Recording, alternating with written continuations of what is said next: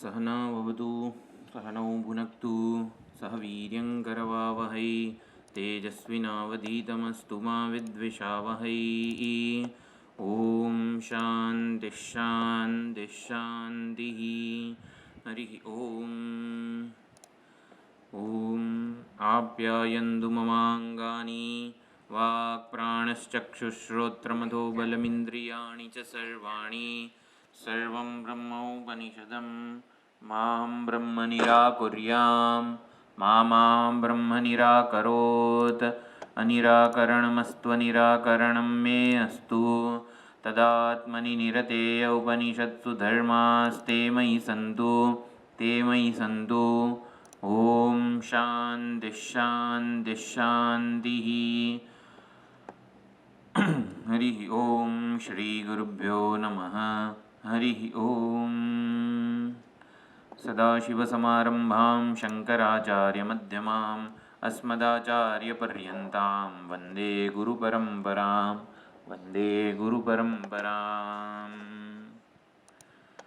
ॐ यैरिमे गुरुभिः पूर्वं पदवाक्यप्रमाणतः व्याख्याताः सर्ववेदान्ताः तान्नित्यं प्रणतोऽस्म्यहम्। ॐ नमो भगवते प्रजापतये ब्रह्मणे ज्योतिर्विद्याचार्याय सम्प्रसादाय इन्द्राय विनयवते आत्मान्विच्छवे तपस्विने शुद्धकल्मषाय क्षपितदोषाय एकशतम् उषितवते च।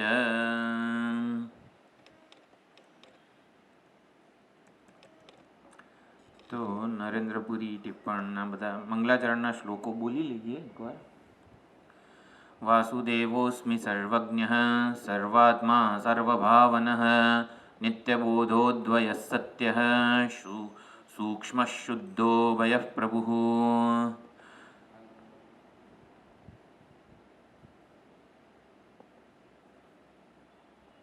छान्दोग्यभाष्यमधिकृत्य सदद्वितीय वस्तूपपादनपरं विदुषां हिताय सटिप्पणं मञ्जुनरेन्द्रपुरीयतीशः चक्रे सुबोधमिति कोमलवाक्यजातैः। जातम् अज्ञानतो यतः तदस्मै नामरूपादिविरहि ब्रह्मनिर्भयम् नमस्त्रय्यन्तसन्दोह सरसीरुहभानवे गुरवे परपक्षौघध्वान्तध्वंसपटीयसे। अङ्गुष्ठतर्जनीयोगमुद्राव्याजेन देहिनां श्रुत्यर्थं ब्रह्मजीवैक्यं दर्शयन्नोवताच्छिवः। श्रीमद्ज्ञानेन्द्रगुरवे दक्षिणामूर्तये नमः। कृपासुधासमुद्राय ज्ञानशीतांशुहेतवे। हरिः ॐ।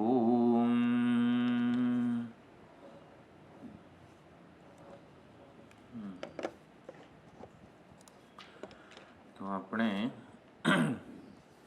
બ્રહ્મસૂત્ર એનો થોડોક વિચાર, મુખ્યત્વે બ્રહ્મસૂત્ર વગેરે ગ્રંથો ભણવાના કેવી રીતે, એને ભણવા માટે કઈ પ્રકારની તૈયારી, કઈ પુસ્તક વગેરે હોવું જોઈએ એનો પણ વિચાર કરીશું. બ્રહ્મસૂત્ર એટલે શ્રુતિના વાક્યોનું તાત્પર્ય નિશ્ચય બ્રહ્મસૂત્રમાં થયો છે. એટલે શું કહેવા માગે છે, ઉપનિષદના વાક્યો આપણને કયો અર્થ પહોંચાડવા માગે છે એ એનો તાત્પર્ય નિશ્ચય અને જે કહેવાય મુખ્ય આપણે ગ્રહણ કરવા યોગ્ય અર્થ એ બ્રહ્મસૂત્રમાં થયેલો છે. વેદવ્યાસજીએ બ્રહ્મસૂત્ર વગેરેને દ્વારા ઉપનિષદના છૂટાછવાયા જે પુષ્પો હતા, ઉપનિષદ વાક્યો રૂપી જે વેદરૂપી જંગલમાં ઉપનિષદના પુષ્પો, ઉપનિષદ વાક્યરૂપી પુષ્પો ગમે ત્યાં છૂટાછવાયા બધી જગ્યાએ ઉપર નીચે આમ હોય તો એની એક સુંદર એક સૂત્રમાં બધાને ગૂંથીને માળા બનાવી છે કે જે માળાનો આપણે ઉપયોગ કરી શકીએ ભગવાનની પૂજા વગેરે માટે. તો આવું એક વેદાંત શાસ્ત્ર માટે અત્યંત મહત્ત્વનું પ્રદાન આ બ્રહ્મસૂત્રનું છે. વેદાંત શ્રુતિ અથવા તો ઉપનિષદો વેદાંત શાસ્ત્ર આપણને કયો અર્થ પહોંચાડે છે એ તાત્પર્ય નિશ્ચય આમાં થયો છે. તો બ્રહ્મસૂત્ર મૂળ ગ્રંથ છે. સૂત્ર ઉપર શંકરાચાર્યજીએ ભાષ્ય રચેલું છે. એટલે ભાષ્યની વ્યાખ્યા જેને કહેવાય કે જે સૂત્રના સમજાવતું હોય. ભાષ્યની સુંદર વ્યાખ્યા. ભાષ્ય કોને કહેવાય? સૂત્રમ પહેલાં તો સૂત્રની વ્યાખ્યા અલ્પાક્ષરમ અસંદિગ્ધમ સારવત વિશ્વતોમુખમ અનવદ્યમ ચ સૂત્રમ સૂત્રવિદો વિદુઃ વગેરે કરીને છે. તો શંકરાચાર્યજીએ જે બ્રહ્મસૂત્ર ઉપર લખેલું છે એને જ ભાષ્ય કહેવાય છે. ઉપનિષદો કે ભગવદ્ ગીતા ઉપર જે શંકરાચાર્યજીએ લખેલું છે એને વ્યાખ્યાન કહેવાય, એને ભાષ્ય ના કહેવાય. સૂત્રને સમજાવતું જે વસ્તુ હોય એને જ ભાષ્ય કહેવાય છે. એ શાંકર ભાષ્ય તરીકે આમ પ્રસ્થાનત્રયી ભાષ્ય ઉપનિષદ વગેરે બધું પ્રસિદ્ધ છે. એનું એ પ્રસિદ્ધ છે કારણ કે શંકરાચાર્યજીએ રચ્યું છે એટલે. પરંતુ ભાષ્ય કોને કહેવાય? જે સૂત્રાર્થો વર્ણ્યતે યત્ર સૂત્રાનુસારીભિઃ વૃત્તિભિઃ એવું કંઈક છે. એટલે સૂત્રનો અર્થ જેમાં વર્ણવવામાં આવેલો હોય સૂત્ર અનુસાર અને સ્વપદાની ચ વર્ણ્યંતે ભાષ્યમ ભાષ્યવિદો વિદુઃ. ભાષ્યના જાણકાર બધા વિદ્વાનો ભાષ્યનું લક્ષણ આ પ્રમાણે કહે છે. એટલે સૂત્રને સમજાવતો જે ગ્રંથ છે એને જ ભાષ્ય કહેવાય. ઉપનિષદોમાં અને ભગવદ્ ગીતામાં જે શાંકર ભાષ્ય મળે છે એને વ્યાખ્યાન કહેવામાં આવે છે. અને શંકરાચાર્યજીએ ભગવદ્ ગીતાના જે અશોચ્યાનન્વ શોચસ્ત્વમ શ્લોકની આગળ જે પૂર્વ ભૂમિકા રૂપે જે ભાષ્ય લખેલું છે એમાં પોતે જ લખેલ છે કે આ અલ્પ વ્યાખ્યાન કે વૃત્તિ. એટલે શંકરાચાર્યજીએ જેને કે લખ્યું છે એને વ્યાખ્યાન કહેવાય. અને પછી વૃત્તિ પણ એક પ્રકારનો જુદો છે. એટલે કેનોપનિષદ છે, પછી બીજા 2-3 જે ઉપનિષદો છે જેમાં પૂર્વ પક્ષ કે અન્ય પક્ષોનું વધારે કંઈ ચર્ચા નથી, ખંડન મંડન નથી, એને પણ કંઈક વૃત્તિ કહેવાય, વ્યાખ્યાન જુદું હોય એનાથી. એટલે આવા બધા ભેદ પણ છે. તો ચાલો બ્રહ્મસૂત્ર અને એનું શાંકર ભાષ્ય. બ્રહ્મસૂત્ર વેદવ્યાસજીએ રચેલું છે, સૂત્રકાર. એવી જ રીતે પતંજલિ મુનિએ પણ યોગ સૂત્રોની રચના કરી છે. બ્રહ્મસૂત્ર આમને વેદવ્યાસજીએ રચ્યું અને જૈમિની જે વેદવ્યાસજીના શિષ્ય છે જૈમિની એમણે ધર્મસૂત્રોની રચના કરેલી છે. તો આ પ્રમાણે આટલા 3 સૂત્રકાર આપણને ખ્યાલ છે. નારદ ભક્તિ સૂત્ર તો એ બધા શાંડિલ્ય વગેરે પણ સૂત્રોની રચના કરેલી છે. સૂત્ર ગ્રંથ અલ્પ અક્ષરમાં ઘણું બધું કહી દેવામાં આવેલું હોય એટલે અત્યંત ગહન હોય.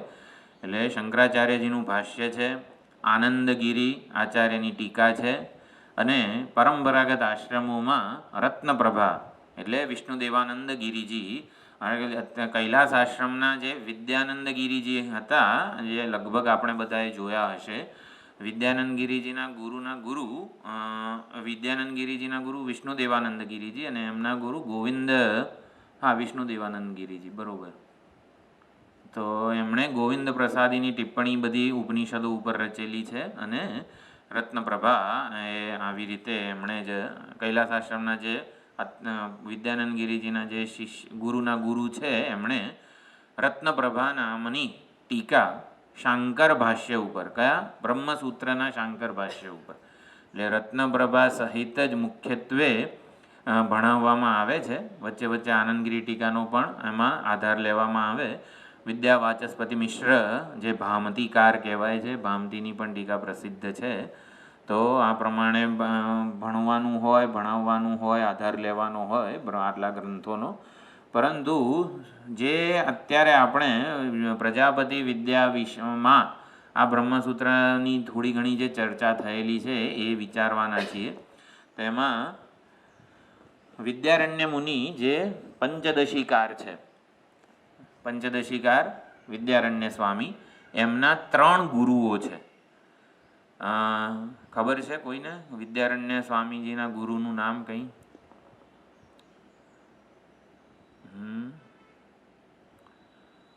પંચદશીનો પહેલો જ શ્લોક છે મંગલાચરણ. હા, નમઃ શ્રી શંકરાનંદ ગુરુપાદાંબુ જન્મને એમ કરીને આવે છે મંગલાચરણ. શંકરાનંદ, તો શંકરાનંદ સ્વામી એ પણ વિદ્યાનંદ ગિરિજીના વિદ્યારણ્ય સ્વામીના ગુરુ છે.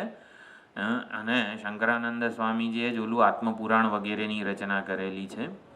અને ઘણી બધી આપણે કૈવલ્ય ઉપનિષદ જે શિબિરમાં છે ઋષિકેશની, એમાં પણ શંકરાનંદી દીપિકા જ છે. તો એ એક ગુરુ છે. પછી આપણે જે અનુભૂતિ પ્રકાશ ગ્રંથ ભણીએ છીએ એમાં એ પણ વિદ્યારણ્ય સ્વામીએ જ રચેલો છે. એમાં એમના ગુરુનું નામ હંમેશા વિદ્યાતીર્થ એવી રીતે લેવામાં આવે છે.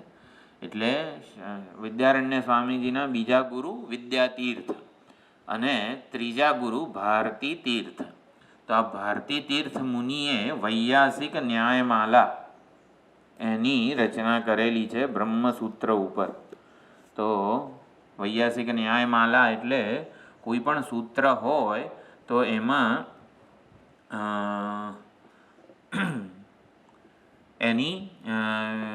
એના ઉપરનું જે શાંકર ભાષ્ય છે એનો સાર 2 શ્લોકોમાં પ્રગટ કરેલો હોય. તો પ્રથમ શ્લોક હોય એમાં કંઈક પૂર્વ પક્ષ હોય અને જે દ્વિતીય શ્લોક હોય એમાં સિદ્ધાંત હોય.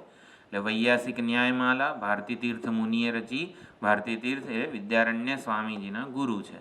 તો એ પ્રમાણે એ વૈયાસિક ન્યાયમાલાનું પણ પુસ્તક છે. અને એ ઓલું એમાં હિન્દી ભાષાંતર પણ મળે છે. આપણે થોડું જોઈ લઈએ.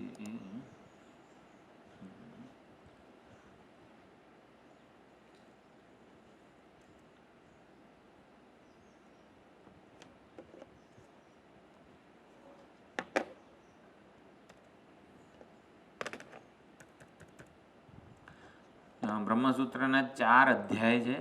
દરેક અધ્યાયના 4 પાદ છે.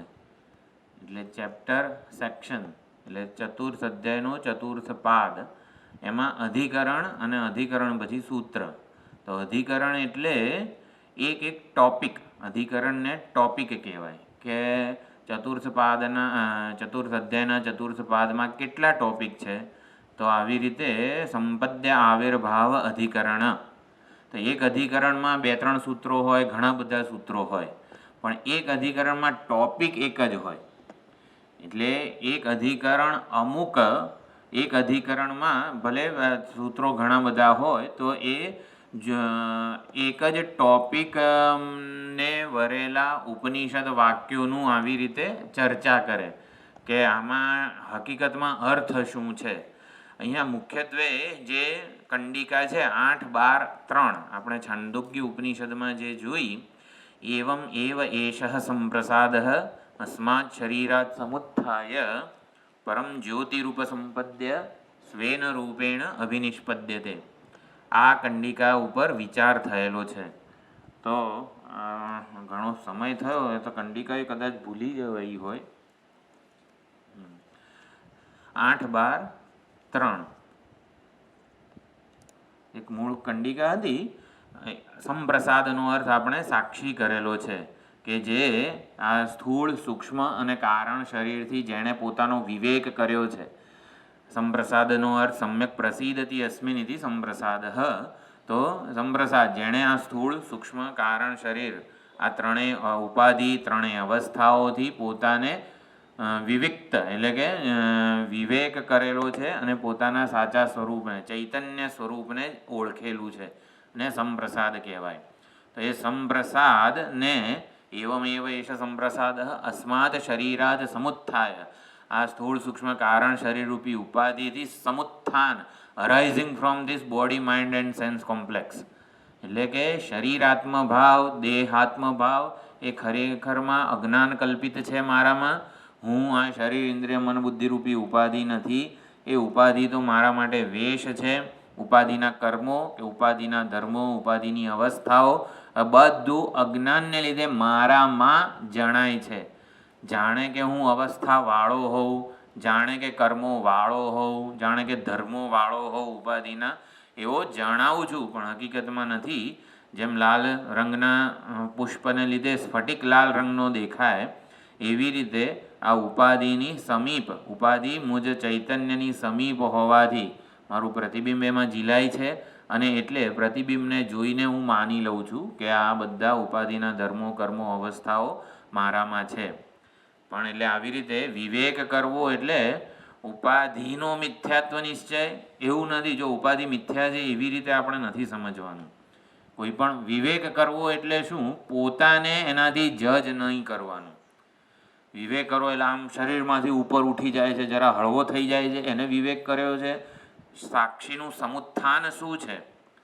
ઉપાધિનો મિથ્યાત્વ નિશ્ચય એટલે આમ સાપ મિથ્યા છે એવું નહીં. સાપ દોરીમાં મિથ્યા છે, ગમે ત્યાં દેખાય એને મિથ્યા ના કહેવાય. ઉપાધિ મિથ્યા છે એટલે શું? ઉપાધિ આજે ક્લાસમાં સાંભળ્યું, શરીર મિથ્યા છે એટલે આપણે ભૂખ લાગે તો ખાવાનું નહીં, બરોબર ને? શરીર મિથ્યા હોય તો એટલે ઉપાધિનું મહત્વ આત્મામાં નથી. એટલે આત્માને ઉપાધિના ધર્મોથી જજ કરીએ ને એ મિથ્યા છે.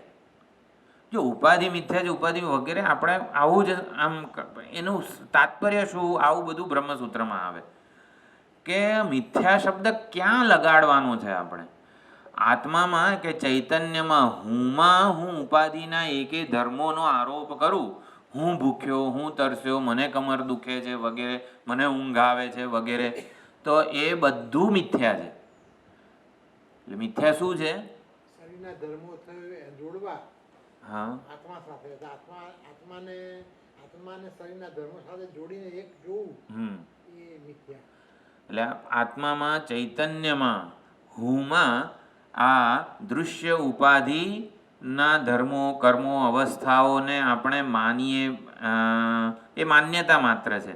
એટલે એને ભ્રમ કીધો છે, અવિવેક કીધો છે, અધ્યાસ કીધું છે. જાગૃતિ બહુ કેળવવી પડે, કારણ કે પહેલા તો આપણે કંઈ પણ વિચારીએ એટલે શરીરની દ્રષ્ટિ જ આવી જાય આપણે. કેટલી સભાનતા આપણે રાખવાની છે એક વ્યવહારમાં. એ સૌથી પહેલાં તો થોડોક વ્યવહાર તો ઓછો કરવો જ જોઈએ, અને જેટલો કરીએ, જેમ કે સાચું બોલવું જોઈએ, સત્યમ વદ વેદમાં કીધું છે. એટલે પણ પોસિબલ જ નથી આ કળિયુગમાં 100% પ્રામાણિક રહીને સત્ય બોલવું વગેરે. તો ઓછું બોલો, પણ બોલો એટલું સત્ય બોલો વગેરે. આવું આપણે કંઈક રસ્તો કાઢવો પડે. બોલવાનું તક જ્યાં સુધી ના ઊભી થાય ને ત્યાં સુધી નહીં બોલવાનું વગેરે વગેરે. તો એ પ્રમાણે વ્યવહાર થોડો ઘણો તો ઓછો કરી શકાય. અને જ્યારે કરતા હોઈએ ને ત્યારે આ આત્મતત્વ મૂળે કેવું છે એનો આપણે આદર કરી શકીએ છીએ કે દરેકે દરેક વ્યવહારમાં જેટલો હું મને માન, આદર, પ્રેમ આપું છું એટલો આપણે દરેકના હૃદયમાં રહેલા ચૈતન્યને માન, આદર, પ્રેમ આપીએ વગેરે. આ બધી વસ્તુઓ સમત્વ દર્શન જેને કહેવામાં આવે છે એ બહુ મોટી સાધના છે. એ નિધિધ્યાસન જ છે. એટલે નિધિધ્યાસન કોઈ આંખ બંધ કરીને કરીએ એ તો કરવાનું જ છે, ટેવ અને અભ્યાસ અને સંસ્કાર દ્રઢ થાય એના માટે. પરંતુ મૂળે તો આ વસ્તુ અગત્યની છે આમાં, કે એ દર્શન, એ સમજ આપણે કેળવવી જોઈએ. શું ચર્ચા ચાલતી હતી? સમુત્થાન, સાક્ષીનું સમુત્થાન. એટલે મિથ્યા આપણે કહીએ છીએ. મિથ્યા શબ્દ ક્યાં લાગુ પડે છે? દોરીમાં સાપ મિથ્યા છે. દોરીમાં સાપને લીધે જે આપણે ભય વગેરે કંઈક આપણને ડંખશે વગેરે ભ્રાંતિઓ જે આરોપિત કરીએ છીએ, સર્પ ધર્મો દોરીમાં મિથ્યા છે. સાપ મિથ્યા છે, સાપનો ડંખ મિથ્યા છે, સાપનું આમ ફેણ મારવું વગેરે બધું મિથ્યા છે. એટલે દોરીમાં આ બધું મિથ્યા છે. એમ ચૈતન્યમાં, હુંમાં, આત્મ સ્વરૂપમાં ઉપાધિ ધર્મો વગેરે મિથ્યા છે. તો આવું સંપ્રસાદ સાક્ષી જે છે ને એ ઓળખે છે. એટલે શરીરાત્મ ભાવથી ઉપર ઉઠે છે. શરીરાત્મ ભાવને છોડે છે, શરીરાત્મ ભાવથી ઉપર ઉઠે છે. પોતાને શરીર, ઇન્દ્રિય, મન, બુદ્ધિ, ઉપાધિ કે એના ધર્મો કર્મોથી માપતો નથી. ભૂખ લાગી હોય તો હું ભૂખ્યો છું એવી લાગણી સેવતો નથી.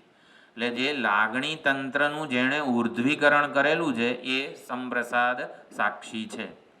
લાગણીઓ જે જન્મે છે, લાગણીઓ હંમેશા અનાત્મ ઉપાધિના સ્તરે જ જન્મતી હોય છે. એટલે લાગણીઓનું જેણે ઉર્ધ્વીકરણ કરી લીધું છે એ સંપ્રસાદ સાક્ષી છે. એની બધી લાગણીઓ આત્મ સ્વરૂપને કેન્દ્રમાં રાખીને, દ્રષ્ટિમાં રાખીને જન્મે છે. એટલે ભૂખ એ વ્યાવહારિક સમસ્યા છે, એનો વ્યાવહારિક ઉકેલ જગતમાં છે. હું ભૂખ્યો છું એ આધ્યાત્મિક અથવા તો આધ્યાસિક સમસ્યા છે, એનો ઉકેલ જગતમાં નથી. એનો ઉકેલ માત્ર જ્ઞાન જ છે. એટલે ભૂખ, શરીર ભૂખ્યું હોય એ વ્યાવહારિક ઘટના છે. હું ભૂખ્યો છું એ ભ્રમ છે. હું ભૂખ્યો છું એવું માનીને જમવા બેસીએ, રસોઈ બનાવીએ વગેરે કરીએ તો પછી મીઠું વધારે પડે ને તો આપણે આવું કેમ થયું વગેરે એવું થાય. ભૂલ આપણે એ સબ્જેક્ટિવ બની ગયું કહેવાય. એટલે હું ભૂખ્યો એવો ભ્રમ સેવીએ તો બધી જ વસ્તુઓ વ્યવહાર સબ્જેક્ટિવ બને, ઓબ્જેક્ટ ના રહે. એટલે સાક્ષી એટલે જે ઓબ્જેક્ટિવ બની રહે છે, દરેકે દરેક વ્યવહારમાં ઓબ્જેક્ટિવ બની રહે છે. તો અસ્માત શરીરાત સમુત્થાય, ચાલો આ તો ઉપનિષદ જ આખું આવી જશે, આપણે બ્રહ્મસૂત્ર ઉપર જઈએ.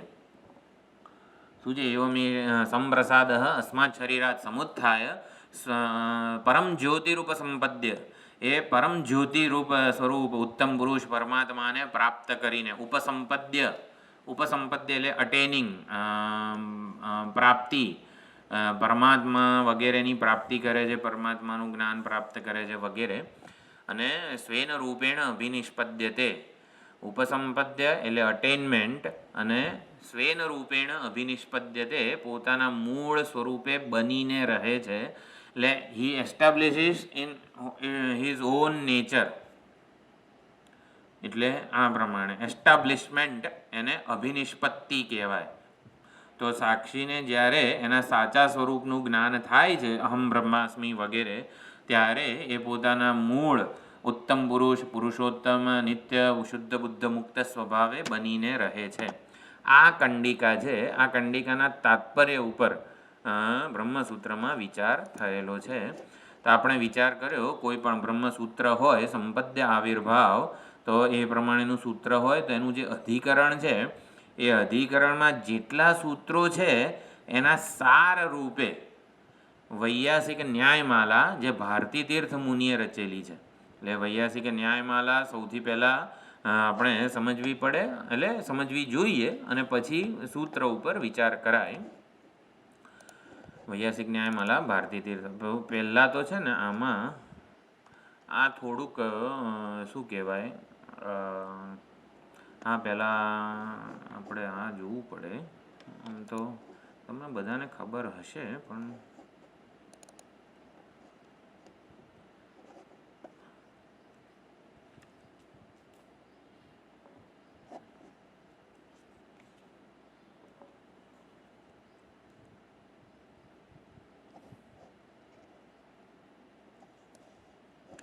વૈયાસિક ન્યાયમાલાનું જે પુસ્તક છે ને એમાં સુંદર થોડીક ઓલી આપેલી છે. બ્રહ્મસૂત્રની રચનાનો હેતુ કાલાંતરમાં ઔપનિષદ સિદ્ધાંતમાં આપાતતઃ વિરોધ પ્રતીત થવા લાગ્યો. એ વિરોધનો પરિહાર કરવા માટે અને એક વાક્યતા સ્થાપિત કરવા માટે એના ઉદ્દેશ્યથી ભગવાન બાદરાયણ મુનિએ બ્રહ્મસૂત્રની રચના કરેલી છે. સમસ્ત ઉપનિષદોના સૂત્રો દ્વારા બ્રહ્મમાં સમન્વય એટલે એમાં સમર્પિત હોવું. સમન્વય આમ તો બધું એકમાં જ, ગંગા અને યમુના જે છે, જોડવું એ સામાન્ય અર્થ છે, ડિક્શનરી મિનિંગ વગેરે કહેવાય. પણ બધી નદીઓનો સમન્વય સમુદ્રમાં છે ભાઈ, ત્યાં મળે ત્યારે એને ચરિતાર્થ કહેવાય. એમ બધા ઉપનિષદો બ્રહ્મની, આત્માની અદ્વિતીયતાને, પૂર્ણતાને, બ્રહ્મતાને સમજાવે છે. બ્રહ્મતાને સમજાવવા દ્વારા પોતે ચરિતાર્થ થાય છે. ઉપનિષદો આત્માની, આત્મ સ્વરૂપની પૂર્ણતાને, અદ્વિતીયતાને સમજાવીને પોતાનું કામ પૂરું કરે છે, ચરિતાર્થ થાય છે. એને સમન્વય કહેવાય. એટલે એ અર્થમાં સમન્વયનો અર્થ આપણે સમજવાનો છે. होने से इस ग्रंथ का नाम ब्रह्मसूत्र है. बरोबर. શારીરક મીમાંસા એવું પણ કહેવાય છે. શારીરક એટલે શરીરે ભવઃ શારીરઃ. તો શરીરમાં જે છે ઉપલબ્ધ જે પ્રત્યેગાત્મ ચૈતન્ય છે એની મીમાંસા એટલે પ્રામાણિક વિચાર, પ્રામાણિક અને આદરપૂર્ણ વિચારને મીમાંસા કહેવાય. ગમે તેમ ચલો આપણે વિચારીએ આજે આત્મા કોણ છે, હા કોણ, એવું નહીં, એને મીમાંસા ના કહેવાય. જ્યારે ટાઈમ મળ્યો છે આજે આત્મા વિશે વિચાર કરવાનો, ચલો આજે વિચાર કરીએ, એવું નહીં. ભાઈ ભાઈ 5-6 ચોપડીઓ લઈને બેસવું પડે, જરાક આમ સ્વસ્થ સુંદર પવિત્ર વગેરે બધું થઈને બેસવું પડે, એને મીમાંસા કહેવાય. વેદાંત દર્શન ભારતીય બરોબર, એને મહર્ષિ પાણીની. તો બ્રહ્મસૂત્ર ઉપર શારીરક ભાષ્ય એ ઓલું શંકરાચાર્યજીનું છે, કેવલાદ્વૈત. ઘણા બધા ભાષ્ય છે. ભાસ્કર એટલે ભેદાભેદ, આટલું બધું ઘણું લખેલું છે. ઘણા બધા આચાર્યોએ બ્રહ્મસૂત્ર ઉપર ભાષ્ય રચેલું છે. કેવલાદ્વૈત સિદ્ધાંત જે શંકરાચાર્યજીનો છે એ સર્વોત્કૃષ્ટ છે. 555 સૂત્રો છે, 191 જેટલા અધિકરણ છે, એટલે 191 જેટલા ટોપિક એવું કહેવાય છે. તો 4 અધ્યાય 4 પાદ, અને પ્રથમ અધ્યાયનું નામ સમન્વય અધ્યાય. બધા વાક્યો જે છે એનો એક અદ્વિતીય બ્રહ્મમાં જ તાત્પર્ય છે એવું સમજાવેલું છે. બહુ સુંદર. આની પ્રાક કથન કે પ્રસ્તાવના વગેરે જે કહેવાય ને એ છે. આપણે પછી એવું હશે તો જોઈશું. હા, અને ચતુર્થ અધ્યાય ફલ અધ્યાય છે. ફળ શું મળે છે, ચાલો ઉપનિષદ ભણીશું તો ફળ શું મળશે, તો એ બધી ચર્ચા ચતુર્થ અધ્યાયમાં છે, ફલાધ્યાય. હવે અહીંયા આ એક વસ્તુ બ્રહ્મસૂત્રમાં 5, એટલે જે વૈયાસિક ન્યાયમાલા જે છે એમાં 5 વસ્તુઓ આવી રીતે વિષય ચૈવ પૂર્વપક્ષ તથોત્તરમ પ્રયોજનમ સંગતિશ્ચ પ્રાંચોધિકરણમ વિદુહુ. જરાક વંચાતું નથી. 5 વસ્તુઓનું અધિકરણ કહેવાય. 5 વસ્તુઓની ચર્ચા એક અધિકરણમાં થયેલી હોય. એટલે ટોપિકમાં 5 વસ્તુ. વિષય, ભાઈ સબ્જેક્ટ મેટર શું છે, એટલે કયા ઉપનિષદના વાક્યને લઈને ચર્ચા થયેલી છે એને સબ્જેક્ટ મેટર કહેવાય, વિષય. પછી વિષય, શિવજીનો શ એટલે એને સંદેહ. વિષય એટલે ષટકોણનો શ એટલે સબ્જેક્ટ મેટર, અને વિષય એટલે સંદેહ. આમાં કહેવા તો માગ્યું કે સમુત્થાન સાક્ષી આવી રીતે પરબ્રહ્મને પ્રાપ્ત કરે છે અને પછી પોતાના મૂળ સ્વરૂપે બનીને રહે છે. આમ બરોબર છે. એટલે કંઈક નવું એને આમ કંઈક આમ જ્ઞાન થાય ત્યારે આમ શું, આમ કંઈક નવું થાય, આમ ઠંડી લાગે, આમ શું થાય, કંઈક તો થવું જોઈએ ને આમ. એટલે શું થાય છે સાક્ષીને, એમ એને સંદેહ કહેવાય. તો પછી પૂર્વપક્ષ. હા, પૂર્વપક્ષ એટલે ક્વેશ્ચનર, કે ના એને આવી રીતે પરમ જ્યોતિરૂપ પરમાત્માની પ્રાપ્તિ થાય છે, એટલે આમ કંઈક વિશેષ વસ્તુ એને પ્રાપ્ત થાય છે તો જ મોક્ષ મળ્યો કહેવાય ને. સામાન્ય જ આપણે બની રહેવાનું હોય, સાદા સીધા જેવા છીએ, થોડુંક જ્ઞાન થયું મને એવી લોકોને ખબર કઈ રીતે પડે? મને જ્ઞાન થઈ ગયું એવી લોકોને ખબર તો પડવી જોઈએ ને. જરાક 1 ફૂટ અદ્ધર હેઠતો હોઉં, જરા ટટ્ટાર ચાલતો હોઉં, જરાક આમ તેજ હોય મારા મુખ ઉપર, એવું કંઈક લાગવું જોઈએ. એટલે પૂર્વ પક્ષ કહે છે કંઈક વિશેષ ઘટના ઘટે છે જ્ઞાન થાય છે. ઉત્તર પક્ષ, ભાઈ એવું કંઈ નથી થતું, બધી વિશેષતાઓનો ત્યાગ થઈ જાય છે. એટલે શું છે, કેમ ગયું, બરોબર છે બધું.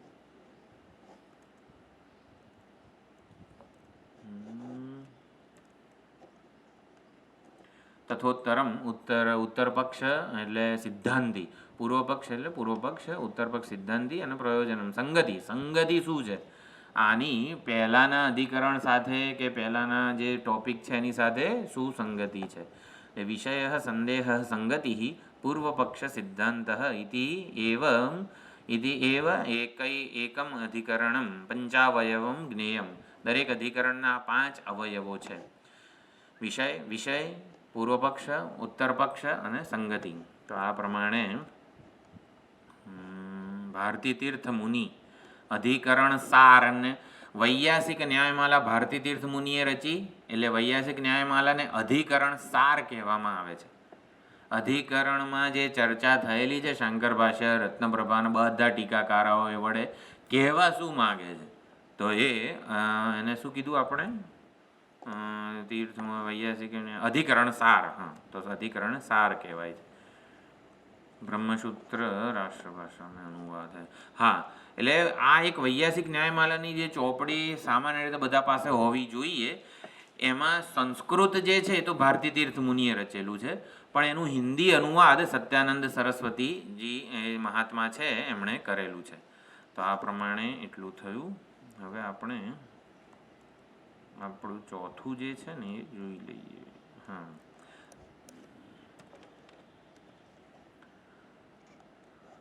તો આવી રીતે સંપદ્ય આવિર્ભાવ અધિકરણ, તો ચતુર્થ અધ્યાય ચતુર્થ પાદ અને સૂત્ર 1, 2 અને 3.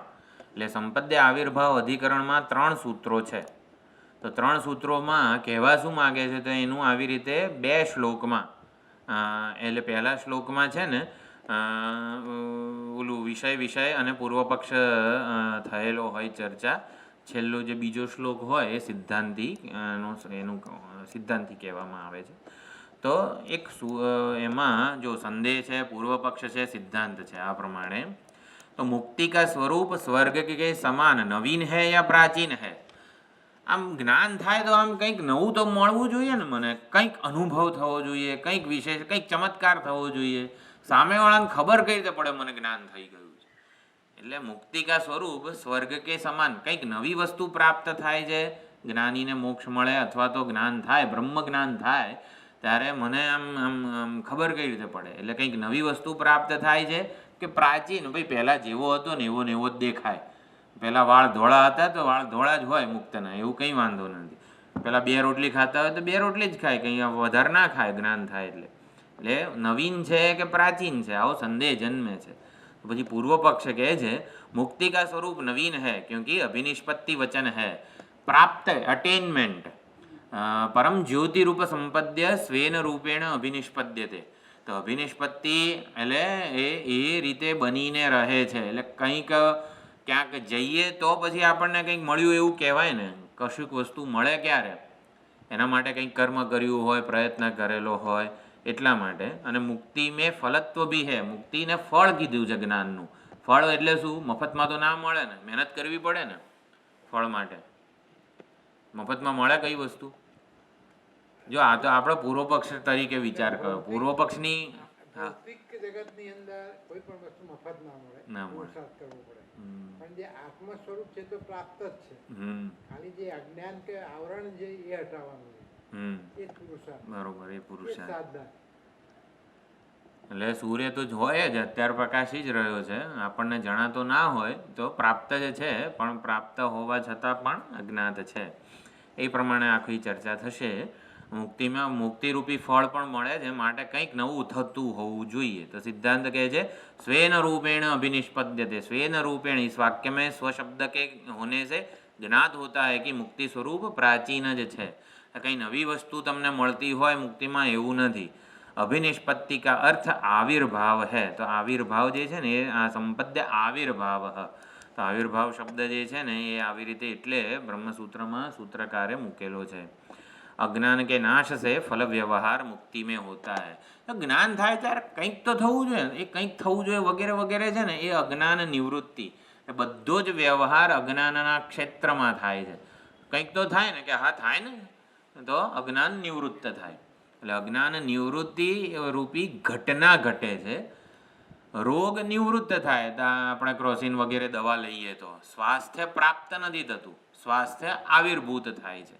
એટલે જે આગંતુક વસ્તુ હતી એ દૂર થાય છે અને ઓલું પ્રાપ્ત થાય છે. આ પૂરું થઈ ગયું છે ના ચાલુ છે? ઘટના શું કીધું? ઘટના? હા, ઘટનાને શું કહેવાય? ઘટના શું કીધું? અજ્ઞાન નિવૃત્તિ. અજ્ઞાન નિવૃત્તિ. અજ્ઞાન નિવૃત્તિ અને ઘટના, ઘટના શબ્દો આપણે તમને છે. હા, અજ્ઞાન નિવૃત્તિ જ ઘટના છે, વ્યવહાર છે. જ્ઞાનમાં રિઝલ્ટ નહીં, ઘટના. રિઝલ્ટ તો મોક્ષ છે, પરંતુ એ વસ્તુ જે છે ને ઘટના, કંઈક તો થવું જોઈએ વગેરે વગેરે જે છે ને એ બધું અજ્ઞાનના વ્યવહારના ક્ષેત્રમાં છે.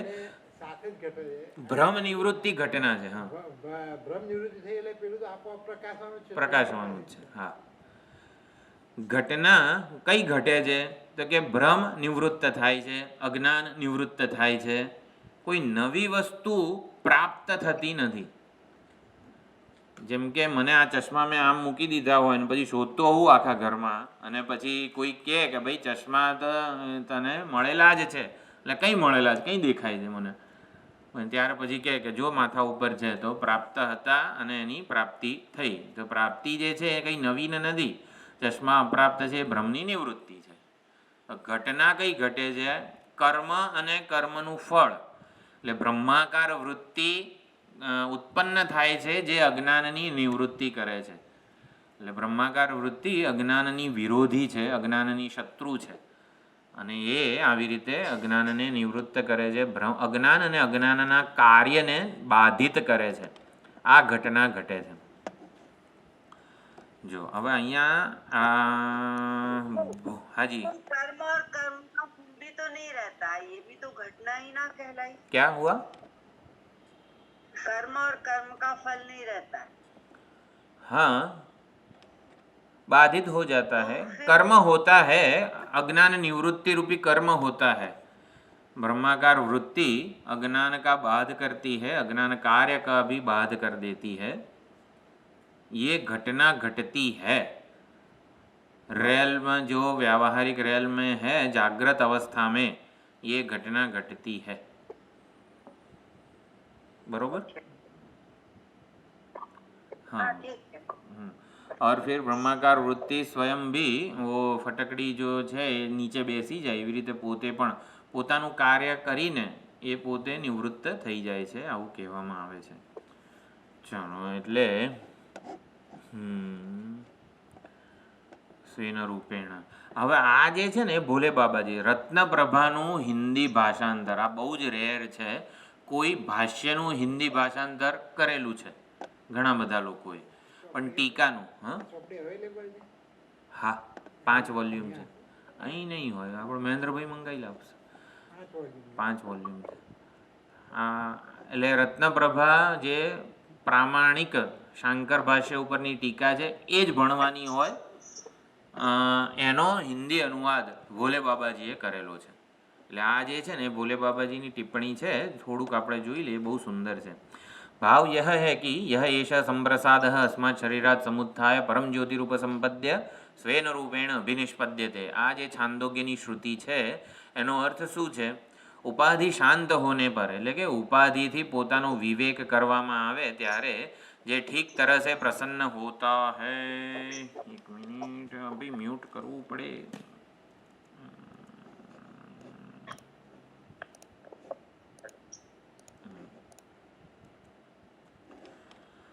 શું છે? સંપ્રસાદ જીવાત્માને સંપ્રસાદ કીધો, પણ કયો જીવાત્મા? જેણે પોતાનું વિવેક કરેલો છે આ ઉપાધિથી, એ જીવાત્મા.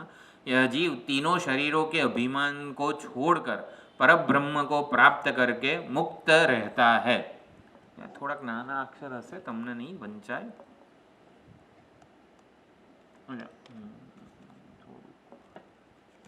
બહુ મોટા થઈ ગયા, વાંધો નહીં, ચાલો હું બોલું છું. એટલે એનું શું છે? કંડિકાનો અર્થ ત્રણેય શરીરના અભિમાનને છોડીને પરબ્રહ્મની પ્રાપ્તિ કરીને મુક્ત બની રહે છે. આ કંડિકાનું વાક્ય થયું. એ અવસ્થામાં હમ લોગ એ નહીં કહે જે, તો આ અવસ્થામાં જે જીવ જે બ્રહ્મને પ્રાપ્ત કરે છે એ પૂર્વ સિદ્ધ છે કે નવીન છે? એટલે એ સંશય છે. એમ સ્વર્ગની સમાન આગંતુક છે એવું આપણે સંશય જન્મે છે, संदेह जन्मे છે. तो संसार दशा में उसकी सत्ता रहने से उसमें फलत्व की उत्पत्ति नहीं होती है, उपपत्ति. એટલે કે એને ફળ તો સંસાર દશામાં એ હતું કે નહીં. એટલે બ્રહ્મ સંસાર દશામાં જીવ જે બ્રહ્મને જ્ઞાનથી પ્રાપ્ત કરે છે એ બ્રહ્મ અજ્ઞાન દશામાં હતું. हाँ, એટલે पूर्व सिद्ध है कि नहीं, એટલે वगैरह संशय जन्मे છે. संसार दशा में उसकी सत्ता रहने से उसमें फलत्व की उत्पत्ति नहीं होती. જો બ્રહ્મ અજ્ઞાન કાળે હતું જ તો પછી જ્ઞાનથી શું કરવા મળ્યું? એટલે કે બ્રહ્મની પ્રાપ્તિ એ ફળ ના કહેવાય. તો પછી જે પહેલેથી હોય જ, મારા હાથમાં લાડુ હોય, લાડુ ક્યાં છે? લાડુ ક્યાં છે? એમ હું ઓધોત કરતો હોઉં અને પછી લાડુ મળી જાય મને. એટલે કે બ્રહ્મ આવી રીતનું આમ પહેલેથી હતું જ તો એને ફળ ના કહેવાય. પછી જ્યારે આમ હાથમાં લાડુ લીધો હશે અને પછી ભલે હું ભૂલી ગયો કે મારા હાથમાં લાડુ છે, લાડુને ફળ ના કહેવાય. પછી તો એવી રીતે બ્રહ્મમાં ફલત્વની ઉપપત્તિ નહીં હોતી. इससे स्वर्ग के समान मुक्ति का स्वरूप नवीन है. કંઈક નવું મળે છે, કંઈક નવું થાય છે જ્ઞાન કાળે. इस प्रकार पूर्व पक्ष प्राप्त होने पर सिद्धांती कहता है, तो ये प्रमाणे सिद्धांती के श्रुति में स्वेन शब्द रूपेण अभिनिष्पद्यते એવું કીધું છે. શ્રુતિમાં સ્વેન રૂપેણ પોતાના સ્વરૂપે જ બનીને રહે છે. કંઈક નવા બે શિંગડા ઉગે છે વગેરે વગેરે, કંઈક વિશેષ ચમત્કાર કે આવી આશ્ચર્યકારક વસ્તુઓનું નિરૂપણ થયું નથી. એટલે મુક્તિ કા સ્વરૂપ વિશેષિત હૈ સ્વશબ્દ છે. તો સ્વેન શબ્દેન એ જે છે ને સ્વશબ્દથી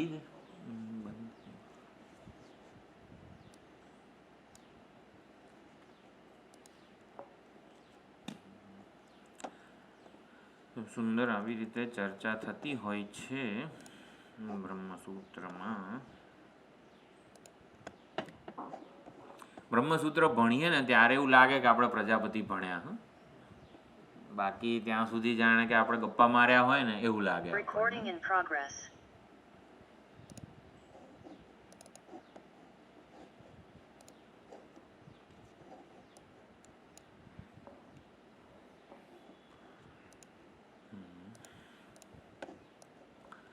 તો સિદ્ધાંતિ કહે છે સ્વેન શબ્દેન અભિનિષ્પદ્યતે. સ્વેન શબ્દ છે એટલા માટે આવી રીતે મુક્તિ જે છે પૂર્વસિદ્ધ છે, પ્રાચીન છે, કોઈ નવીન વસ્તુ નથી. यदि शंका की जाए कि स्व शब्द से स्वकीय वस्तु का विधान है तो यह भी युक्त नहीं है. એટલે મુક્ત સ્વરૂપ જ્યારે હોય છે અવેલેબલ ત્યારે કોઈ નવી વસ્તુ આપણને પ્રાપ્ત થતી હોય એવું નથી. સ્વ શબ્દ આત્મવાચી હૈ એટલે પોતાના આત્મ સ્વરૂપે જ એ વસ્તુ બનીને રહે છે. अभिनिष्पत्ति का अर्थ तत्वज्ञान से ब्रह्मत्व का आविर्भाव है. स्वेन रूपेण अभिनिष्पद्यते. જેમ કે આપણે રાધે અને કૌંતેય, તો કર્ણ જે છે એને આવી રીતે કહેવામાં આવે કે તું રાધે નથી કૌંતેય છે, તો કૌંતેય જે છે એને સ્વેન રૂપેણ અભિનિષ્પદ્યતે કહેવાય. એટલે પોતાને કૌંતેય જાણે, પરમ જ્યોતિરૂપ સંપદ્ય એટલે એ પોતાના કૌંતેય રૂપને જાણે અને પછી સ્વેન રૂપેણ અભિનિષ્પદ્યતે. એને એકવાર કહેવામાં આવે કે તું કૌંતેય છે, ના ના હું તો રાધે જ છું, એવું જ પછી માનવાનું ચાલુ રાખે તો નહીં. એ માનવાનું ચાલુ ના રાખે ને એટલે જ આગળ સૌથી પહેલું કીધું સમુત્થાય. શરીરાત્મભાવથી પોતાને જે સમુત્થિત જાણે છે એ જ પોતાને પોતાના બ્રહ્મ સ્વરૂપે જાણે અને પછી મૂળ સ્વરૂપે બનીને રહે છે. એટલે કૌંતેય તું કૌંતેય જેવું જ્યારે એને કહેવામાં આવે ત્યારે રાધેય રૂપી ભ્રમનો નાશ થઈ જાય છે અને એને જ ઉપસંપદ્ય કીધેલું છે. તમારે આ શરીર સમુદાય પરમ જ્યોતિ ઉપસંપદ્ય. ઉપસંપદ્ય એટલે અટેનમેન્ટ. તો જ્ઞાન કાળે પ્રાપ્તિ શું થાય છે જ્ઞાનથી? તો કે પ્રાપ્તિ છે ને એ ઓલા રાધેય રૂપી ભ્રમની નિવૃત્તિ, એ ઉપસંપદ્ય છે. અને સ્વેન રૂપેણ અભિનિષ્પદ્યતે એટલે પોતાને કૌંતેય રૂપે જાણીને બની રહે છે. હવે પોતે પોતાના વિષયનો જે ઓળખ છે, પોતાના વિષયની આ એને આવી રીતે કૌંતેય રૂપે ઓળખ આપે છે. તો એ અહીંયા કીધું છે. इसलिए अभिनिष्पत्ति का अर्थ तत्वज्ञान से બ્રહ્મત્વનો આવિર્ભાવ. એટલે અભિનિષ્પત્તિનો અર્થ શું થયો? બ્રહ્મ ભાવનો, બ્રહ્મ સ્વરૂપનો આવિર્ભાવ. તો અને ઉપસંપદ્ય અને અભિનિષ્પદ્યતે. ઉપસંપદ્ય એટલે અટેનમેન્ટ અને અભિનિષ્પદ્યતે એટલે એસ્ટાબ્લિશમેન્ટ. બરાબર? ઉપસંપદ્યનો અર્થ આપણે શું કર્યો? બ્રહ્મ નિવૃત્તિ. અને અભિનિષ્પદ્યતે એટલે પોતાના સાચા સ્વરૂપે સ્થિત રહેવું, અવસ્થિતિ, નિષ્ઠા વગેરે એવો અર્થ થયો. इन शब्दों की पुनरुक्ति वगैरह तो जे यहाँ की क्या नहीं, क्योंकि उपसंपत्ति शब्द से तत्पदार्थ का शोधन विवक्षित है. अभिनिष्पत्ति तो वाक्यार्थ का अवबोध है. जो આપણે જ્યારે વિચાર કર્યો ને ત્યારે અસ્માત શરીરાત સમુત્થાય અને ત્વમ પદાર્થ શોધન કીધું હતું, પરમ જ્યોતિ રૂપ સંપદ્ય અને તત્પદાર્થ શોધન કીધું હતું, સ્વેન રૂપેણ અભિનિષ્પદ્યતે અને ઐક્ય અખંડાર્થ કીધેલું હતું. આવું ભૂલી નહીં જવાનું. यदि मुक्ति पूर्व सिद्ध मानी जाए तो उसमें फलत्व की उपपत्ति कैसे हो सकती है? तो मुक्ति બધું કશું નવું થતું જ નથી. પૂર્વ સિદ્ધ બ્રહ્મ જે છે એ જ જાણે કે પ્રકાશે છે. તો इस प्रकार होगी. इस प्रकार स्वरूपतः मुक्ति पूर्व सिद्ध જ છે. સ્વરૂપતઃ મુક્ત સ્વરૂપ જ આપણું છે, જ્ઞાનથી આવિર્ભૂત થાય છે. એટલે આવિર્ભૂત સ્વરૂપસ્તુ એવું પણ એક સૂત્ર છે. ચાલો આટલી એક પ્રકારે આ પ્રસ્તાવના થઈ. તો હવે સૂત્ર છે સંપદ્ય આવિર્ભાવ સ્વેન શબ્દાત, આવું એક બ્રહ્મસૂત્ર છે. તો હવે પદચ્છેદ એટલે જો આ બધું કામ ભોલે બાબાએ કરેલું છે. પદચ્છેદ, પદાર્થોક્તિ અને ભાષાર્થ. ભાઈ અથાતો બ્રહ્મ જિજ્ઞાસા એવું સૂત્ર હોય તો અથનો શું અર્થ કરવો, અતઃનો શું અર્થ કરવો, બ્રહ્મ જિજ્ઞાસા એટલે આમાં ક્રિયાપદ શું છે, હવે પછી બ્રહ્મ જિજ્ઞાસા એટલે શું પણ.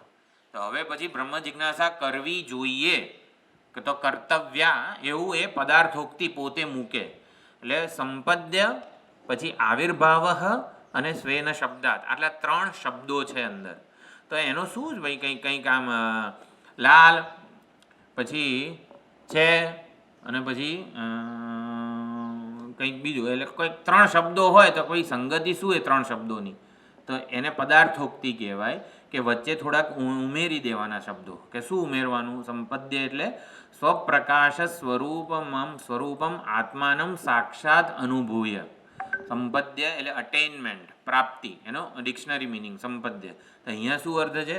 સ્વપ્રકાશ, સ્વયં જ્યોતિરૂપ, અથવા તો સ્વપ્રકાશ આપણું જે છે સ્વયં જ્યોતિરૂપ સંપદ્ય, પરમ જ્યોતિરૂપ સંપદ્ય એ જે કીધું ને, એટલે સ્વપ્રકાશ સ્વરૂપમ આત્માનમ, હું ચિન્માત્ર સ્વરૂપ છું, ઉપાધિથી વિવિક્ત છું, એવો પ્રત્યય જન્માવીને સાક્ષાત અનુભૂય, એવો પ્રકાર હું વિશેની આપણી ઓળખ પ્રત્યય જન્માવીને તેનૈવ આત્મરૂપેણ, એ જ સ્વરૂપે બની રહીને આવિર્ભાવ, તો સ્વેન રૂપેણ અભિનિષ્પદ્યતે, એ આવિર્ભાવ અહીં કીધું. વિદ્વાન આવિર્ભવતી, સંપદ્ય આવિર્ભાવ પ્રાપ્ત કરીને, એટલે સંપદ્યનો અર્થ કર્યો પોતાના પરમાત્મા સ્વરૂપને સાક્ષાત અનુભૂય એટલે સંપદ્ય, આવિર્ભાવ એટલે વિદ્વાન આવિર્ભવતી, બ્રહ્મ સ્વરૂપેનો આવિર્ભાવ થાય છે, એનું બ્રહ્મ સ્વરૂપ પ્રગટ થાય છે, એનો એને લાભ થાય છે. એવું કઈ રીતે તમે કહો કે સ્વેન શબ્દાત સ્વેન રૂપેણ ઇત્યાદૌ સ્વપદસ્ય પ્રક્ષેપાત. સ્વેન શબ્દાત પંચમી વિભક્તિ હેતુ સૂચવે છે. સ્વેન શબ્દાત એટલે કંડિકામાં સ્વેન રૂપેણ ઇત્યાદૌ સ્વપદસ્ય પ્રક્ષેપાત, પ્રક્ષેપ એટલે કે મૂકેલું છે એટલા માટે આવો અર્થ થાય છે.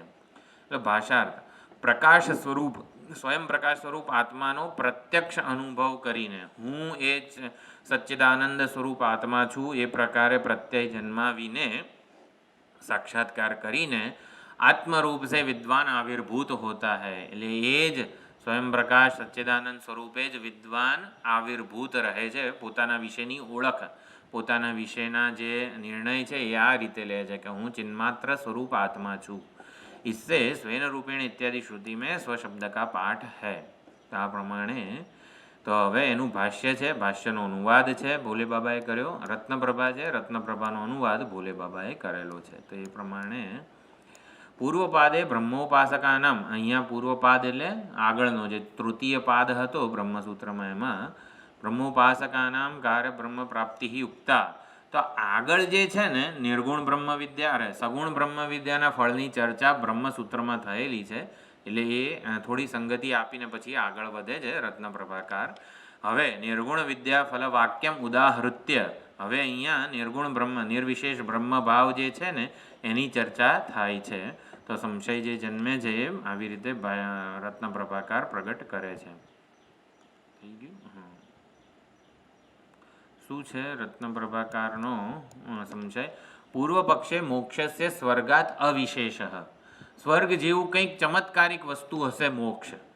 આમ કંઈક નવું તો પ્રાપ્ત થવું જોઈએ ને, આપણે ઘણી ચર્ચા કરી કે જ્ઞાન થાય ત્યારે કંઈક નવું તો થવું જોઈએ ને એમ. એટલે મોક્ષ એ સ્વર્ગની જેમ આવી રીતે કંઈક અવિશેષ એટલે કે સમાન, સ્વર્ગાત અવિશેષ, સ્વર્ગની સમાન જ હશે. સિદ્ધાંતે વિશેષ ઇતિ ફલમ, ના ભાઈ સ્વર્ગ જેવું કંઈક આગંતુક ચમત્કારિક વસ્તુ નથી મોક્ષ એ. તત્ર મોક્ષ આગંતુક ફલત્વાત સ્વર્ગવત ઇતિ ન્યાય, આ અનુમાન આપ્યું પૂર્વ પક્ષીનું. મોક્ષ છે ને આગંતુક છે, કેમ? ફળ છે, જ્ઞાનથી મોક્ષ મળે છે એટલે જ્ઞાનથી મળનારો મોક્ષ ફળ છે, એટલે સ્વર્ગની જેમ એ ફળ છે. એથી ન્યાય ઉપેદતયા અભિનિષ્પત્તિ શ્રુત્યા પૂર્વપક્ષમાં, તો પૂર્વપક્ષે આવી રીતે કહે છે સ્વશબ્દ શ્રુતિબોધિતો ન્યાય અભિનિષ્પત્તિશ્ચ સાક્ષાત્કાર વૃત્તિ અભિપ્રાયા બંધધ્વંસ જન્મની ઔપચારિકી એવ મત્વા સિદ્ધાંતયતિ. તો આ પ્રમાણે પૂર્વ પક્ષે કીધું ત્યારે સિદ્ધાંતિ કહે છે કે ભાઈ અભિનિષ્પત્તિ એ સાક્ષાત્કાર છે અને એટલે બંધનો ધ્વંસ થાય છે, બંધનરૂપી ભ્રમનો નાશ થાય છે. એટલે ઔપચારિક ફળ કહેવામાં આવેલું છે મોક્ષને. મોક્ષમાં ફલત્વ મુખ્ય નથી. મુખ્ય ફળ હોય તો શું થાય? કંઈક કર્મનું ફળ હોય, હું બ્રહ્મ છું, હું બ્રહ્મ છું, હું બ્રહ્મ છું, એવું મારે યાદ રાખવા રૂપી અભિસંધિ કે કર્મ કરવું પડે, આવૃત્તિ કરવી પડે, એને ફળ કહેવાય. તો એવું કંઈક શું કહેવાય એને પ્રસંખ્યાન, તો એવું કંઈક આવૃત્તિનું વારંવાર આવર્તન કરવાથી મોક્ષ મળે છે? ના, એવું નથી. એવું હોય તો એને મુખ્ય કહેવાય. બ્રહ્મ જ્ઞાનથી મોક્ષરૂપી ફળ, તો એમાં મોક્ષમાં જે ફળપણું છે ને એ ઔપચારિક છે. મુખ્ય ફળ શું બ્રહ્મ જ્ઞાનનું? બરોબર. બ્રહ્મ જ્ઞાનનું જે મોક્ષરૂપી ફળ છે, તો મોક્ષમાં ફલત્વ ઔપચારિક છે. તો બ્રહ્મ જ્ઞાનનું ઔપચારિક ફળ એટલે આમ આડ પેદાશ કહીએ ને, શું સાઈડ ઇફેક્ટ નહીં, શું સાઈડ પ્રોડક્ટ, હા, એ મોક્ષ છે. અરે હોય યાર કંઈ. તો બ્રહ્મ જ્ઞાનનું મુખ્ય ફળ શું, જેને આમ ફળ કહેવાય એવું શું? અજ્ઞાન નિવૃત્તિ. હા, એટલે અજ્ઞાન નિવૃત્તિમાં ફલત્વ મુખ્ય છે અને મોક્ષમાં ઔપચારિક છે. મોક્ષમાં ઔપચારિક છે કારણ કે એ ઔપચારિક એટલે કહેવા પૂરતું છે. ઔપચારિક નહીં આપણે કહેવા પૂરતું કહીએ એમ, એવી રીતે. તો જો મુખ્ય હોય ને એમાં ઘટના ઘટે, એ કર્મનું ફળ હોય વગેરે વગેરે, એમાં ફલત્વ કહેવાય, વધારે એને ના કહેવાય. તો આ પ્રમાણે ચર્ચા ચાલે છે. કાલ જેવું નહીં, પેલું અકર્મ હોય તો પાપ લાગે ને નિત્ય કર્મ. હા, બરોબર છે. તો એના સિમિલી અહીંયા એવી રીતે ચાલે છે कि औपचारिक फल है और ज्ञान निवृत्ति, ऐसा कुछ लगता है. दोनों एक હા, એ તો થવાનું જ છે એમ. એટલે મોક્ષ માટે આપણે કંઈક બ્રહ્મજ્ઞાન મેળવવું પડે અને એવી રીતનું નથી. અજ્ઞાન નિવૃત્તિ માટે બધી સાધના છે. આ શ્રવણ મનન નિધિધ્યાસનથી મોક્ષ નથી મળવાનો. શ્રવણ મનન નિધિધ્યાસનથી અજ્ઞાન નિવૃત્તિ થવાની છે. હા, એટલે એને અર્થાત કહીએ આપણે, જાણે કે એ તો થવાનું જ છે એમ. એટલે મોક્ષ, હા, એટલે પૂર્વ પક્ષે છે ને મોક્ષને મુખ્ય ફળ માને છે. એટલે એને માટે આમ કંઈક, હા કંઈક થશે મને, આમ મોક્ષ મળશે એટલે આવું કંઈક એને સ્વર્ગની જેમ કંઈક નવીન આમ ચમત્કાર, ઠંડી લાગી જાય ને આવું કંઈક વિચિત્ર તો નહીં, પણ કંઈક આમ ચમત્કારિક અનુભવને મોક્ષ એ કહેતો હશે. એટલે એ કંઈક કરવાથી મોક્ષ મળે ને, એમને બેહી રહેશો થોડો મોક્ષ મળશે. એટલે આવી રીતે પૂર્વ પક્ષ આવી રીતે કહે છે. એટલે સિદ્ધાંતિ એને કહે સ્વેન રૂપેણ અભિનિષ્પદ્યતે. ભાઈ તું જેવો હતો પહેલાં ઉપાધિ રૂપે, ઉપાધિ તો એનો ધર્મ જે છે એવું ને એવું જ રહેશે. ઉપાધિના જે કંઈ ધર્મો કે ભ્રમ તું સેવી રહ્યો હતો પોતાનામાં, એની નિવૃત્તિ થશે વગેરે.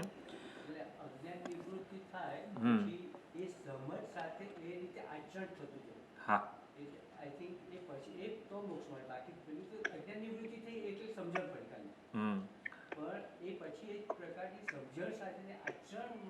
હા,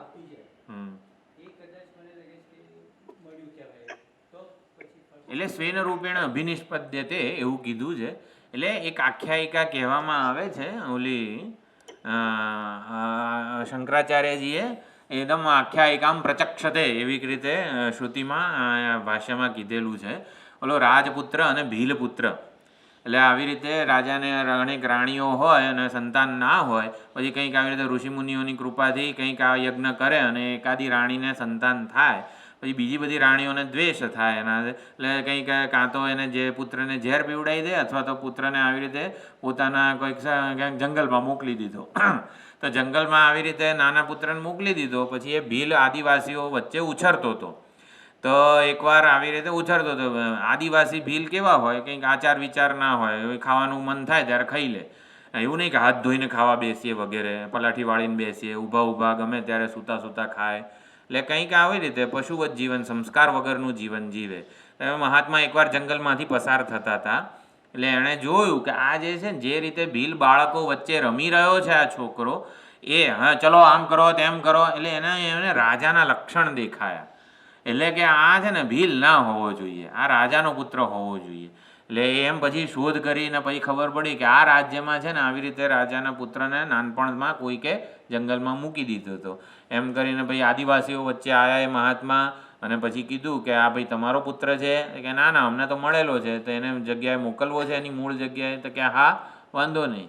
એમ કરીને જે ભીલ પુત્ર હતો એ આવી રીતે ત્યાં રાજ દરબારમાં ગયો, બધા ખુશ થયા, રાજા એને શું યુવરાજ પદ આપ્યું વગેરે બધું થયું. અને પછી હવે રાજાનો પુત્ર હોય તો એ પ્રમાણેના આચાર વિચાર થવા હોય. તું રાજપુત્ર છે, તું ભીલ પુત્ર નથી, આવું એકવાર એને કહી દીધું. પણ જે અત્યાર સુધી 15 વર્ષ સુધી જે પ્રકારે એને ટેવ પડેલી હતી, ગમે તેમ ખાવા બેસી જવાનું, ગમે તેમ આમ તેમ જમીન ઉપર સૂઈ જવાનું, તો હવે એને શિષ્ટાચાર વગેરેને યાદ રાખવો પડે. હું રાજાનો પુત્ર છું, હું રાજાનો પુત્ર છું, ગમે તેમ ખવાય નહીં, ગમે તેમ રહેવાય નહીં, ગમે તેમ બેસાય નહીં વગેરે વગેરે. તો એકવાર જ્યારે કહી દીધું કે તું રાજાનો પુત્ર છું, પછી પૂર્વેની જે ટેવ, પૂર્વેના જે સંસ્કારો જે છે ને એ વારંવાર જ્યારે પ્રગટ થાય ત્યારે શું કરવાનું, ત્યારે હું રાજપુત્ર છું એ પ્રત્યય વડે જ એણે પહેલાંના પ્રત્યયોનો બાદ એને ખસેડવાના. એટલે આ વસ્તુને નિધિધ્યાસન કહેવામાં આવે છે. એટલે શ્રવણ કરવું એટલે હું રાજપુત્ર છું, કે હું આવી રીતે બ્રહ્મ છું, પોતાના સાચા સ્વરૂપનું જ્ઞાન મેળવવું. મનન કરવું એટલે યુક્તિ, એટલે કે ભાઈ જો રાજપુત્ર છું, મારામાં લક્ષણ દેખાયા હતા મહાત્માને વગેરે વગેરે. એટલે શ્રુતિ પ્રમાણ કે મહાત્મા રૂપી પ્રમાણના આધારે આપણી પાસે તો પોતાને હું બ્રહ્મ છું એનું કોઈ પ્રમાણ છે આપણી પાસે? એ કે અનુભવ છે આપણને આપણો બ્રહ્મ રૂપે હું પૂર્ણ છું, આનંદ સ્વરૂપ છું, એવો કોઈ અનુભવ છે? જાગ્રત, સ્વપ્ન, સુષુપ્તિમાં છે, પણ આપણે એને ઓલું સભાનતા નથી એટલે અનુભવ ન કહી શકીએ. આમ હું પૂર્ણ બ્રહ્મ છું એવો કોઈ અનુભવ નથી, બરોબર? નથી જ ને, કે છે? એ કે અનુભવ હોત ને તો ક્યારનું આપણે આટલા ક્લાસ જ ના ભરવા પડે. એટલે નથી અનુભવ, પૂર્ણ બ્રહ્મ સ્વરૂપ છું એવું. અને એટલે છે ને આપણે ઓલા મહાત્માના વાક્યને પ્રમાણ તરીકે એમણે કીધું છે ને કે હું રાજાનો પુત્ર છું એટલે હોવો જ જોઈએ. એટલે એમ કરીને પોતાના સ્વરૂપને આપણે સત્યતા આપીએ, અને ભીલપુત્ર છું વગેરે, જીવ છું, શરીર છું, ઉપાધિ છું, આવી રીતે એ જે માન્યતાઓ છે એને પડકારીએ અને સાચા સ્વરૂપને સમર્થન આપીએ અને મનન કીધું. અને પછી નિધિધ્યાસન એટલે એકવાર ખબર પડી ગઈ રાજાનો પુત્ર છું, પરંતુ પહેલાંના સંસ્કારો જો વારંવાર આવતા હોય એ સંસ્કારોને આપણે દૂર કરી શકીએ. તો આ પ્રમાણે બધી ચર્ચા શું કહેવાય ચાલે છે. આપણે શું જોવાનું હતું? હા, સંપદ્ય આવિર્ભાવ સ્વેન શબ્દાત, આવું જે સૂત્ર છે તો સ્વેન શબ્દ ઉપર ભાષા શું સિદ્ધાંતિએ ઘણો ભાર મૂકેલો છે. પણ એકવાર ખાલી ભાષ્ય થોડુંક જોઈ લઈએ. એવં પ્રાપ્તે બ્રૂમઃ તત્ર સંશયઃ, તત્ર સંશયઃ કિમ દેવલોકાદિ ઉપભોગ સ્થાનેષુ ઇવ આગંતુકેન કેનચિત વિશેષણે અભિનિષ્પદ્યતે. એટલે દેવલોક વગેરેમાં કંઈક સુંદર સુંદર બધા ભોગો વગેરે હોય તો એવી રીતે કંઈક વિશેષ રૂપે એને બ્રહ્મની પ્રાપ્તિ થાય છે. એટલે આમ ક્યાંક બ્રહ્મલોકમાં જાય ને ત્યાં બાપુ આમ સરસ સરસ બધું હોય, એને આ અભિનિષ્પદ્યતે કહો છો. આહોસ્વિત આત્મમાત્રેણ, આહોસ્વિત કે પછી તમે જેવા છો એવા ને એવા જ રહો છો. કિમ તાવત પ્રાપ્ત, આ ચર્ચા તમે શેના માટે કરો છો? તો સ્થાનાંતરેષુ ઇવ આગંતુકેન કેનચિત રૂપેણ અભિનિષ્પત્તિ સ્યાત, જો સ્થાનાંતરમાં આગંતુક રૂપે કંઈ અભિનિષ્પત્તિ હોય તો મોક્ષસ્યાપી ફલત્વ પ્રસિદ્ધે, તો મોક્ષને પણ ફળ જ કહેવાય. અભિનિષ્પદ્યતે તુ ઇતિ ચ ઉત્પત્તિ પર્યાયત્વાત, અભિનિષ્પદ્યતે એ ઉત્પત્તિ કંઈક મોક્ષરૂપી ફળ જન્મે છે એવા અર્થનું ક્રિયાપદ છે અભિનિષ્પત્તિ. આ સંશય છે. સ્વરૂપ માત્રેણ ચેત અભિનિષ્પત્તિ, જો સ્વરૂપ માત્ર જ અભિનિષ્પત્તિ હોય, કંઈ નવી વસ્તુ પ્રાપ્ત ન થઈ હોય તો પૂર્વાસુ અપી અવસ્થાસુ સ્વરૂપ અનપાયાદ, તો કંઈ નવું તમને મળતું નથી, તો પૂર્વની અવસ્થાઓમાં તો સ્વરૂપ હતું જ ને તમારું, તો સ્વેન રૂપેણ એનો શું અર્થ રહ્યો? તસ્માત વિશેષેણ કેનચિદ અભિનિષ્પદ્યતે, જ્ઞાન થાય ત્યારે કંઈક નવું થવું જોઈએ.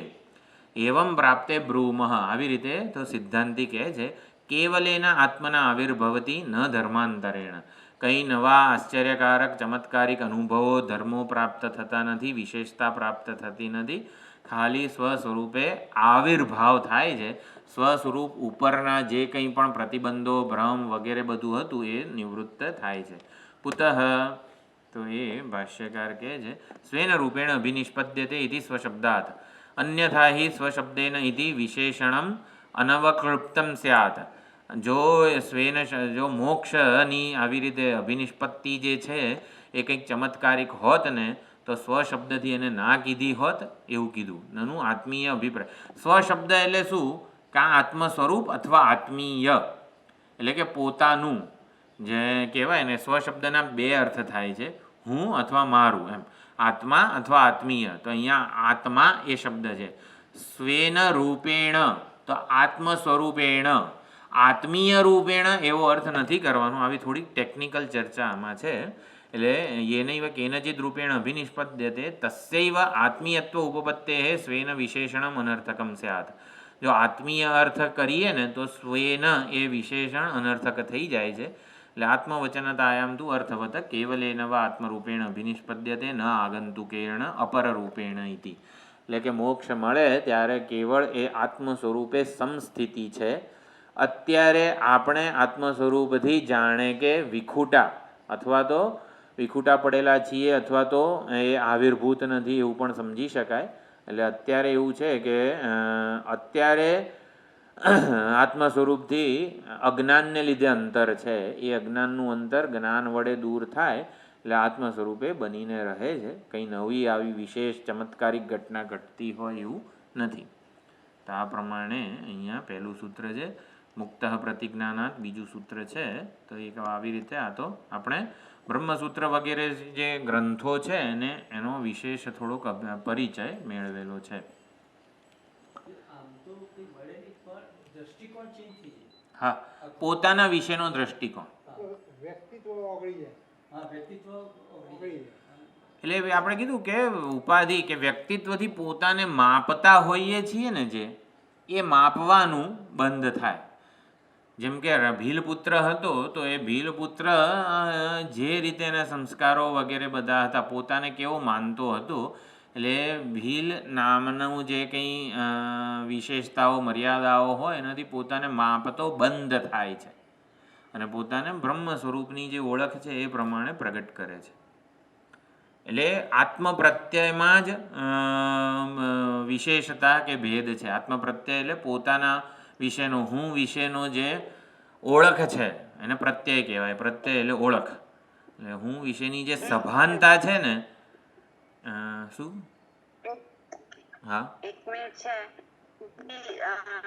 જેમ કે આમ ખોટું ના લેતા, જેમ કે હું ઋષિભાઈ છું, તો ઋષિભાઈના સાથે હું ફલાણ જગ્યા રહું છું, મારું હું બધાને ક્લાસ લઉં છું, હું વેદ પઠન કરું છું, હું વાંચું છું, એ બધા ભાવ જે છે ને એનાથી જુદા કરીને હું આ બધી વસ્તુઓ નથી, હું છું એ ભાવ ખાલી રહે તો માનવાનું કે મીન્સ યુ આર સ્વેન રૂપેણ નિષ્પદ્યતે. આવું હોવું જોઈએ ના. જો અજ્ઞાન કે અજ્ઞાન આપણા ઉપર આરોપિત નહીં કરવાનું, નહીં કરીને ખાલી મીન્સ અને એવી રીતે બીજા સાથે જ્યારે વ્યવહાર કરીએ તો વ્યવહાર માટે એનો ગુણોનો આપણે ધ્યાન કરીએ એ વાત જુદી છે, પણ વ્યક્તિ તરીકે આવી રીતે we have to wash out the qualities for the purpose of knowing Brahma. ऐसा होगा? ऐसा नहीं. અજ્ઞાન એકચ્યુઅલી હું જે મારા વિશેના ઋષિ ઉપાધિ કરીને જે કંઈ પણ ખ્યાલો સેવી રહ્યો છું એ કઈ રીતે ઓલા અજ્ઞાનનું કાર્ય છે ને એ સમજવાનું. ઋષિ માનીને હું સરસ બધું આવી રીતે કંઈક કરતો હોઉં તો જેમ કે શાસ્ત્રનો સત્સંગ ને આ તે બધું તો કંઈ હોય, પણ બીજાને એ લોકો ઘણા નથી કરતા, એ અક્કલ વગરના છે કે ગમે તેમ પોતાને બીજાથી વિશિષ્ટ માનું, પોતાને આ પર્સનાલિટી જે છે કે હું ફલાણું કરું છું, ઢીકણું કરું છું, એ મારા અભિમાન જે છે ને એ મારામાં હોય છે. मीन्स मैं बिल्कुल साफ तरीके से बोल रही हूँ, कंपैरिजन नहीं कर रही हूँ.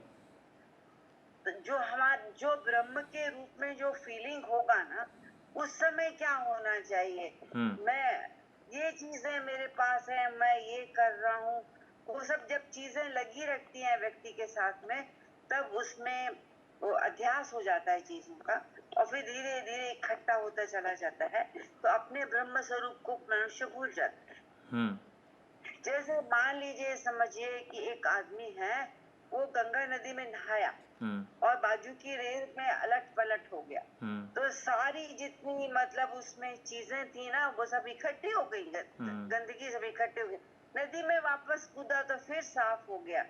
तो वैसे ही ब्रह्म की स्थिति है कि जो चीजें, ऐसा मुझे लगता है, मतलब ऐसा इतना प्योर चीज है, और वो हम लेकर आए हैं, बाकी तो इकट्ठा हुआ है बाहर का कचरा.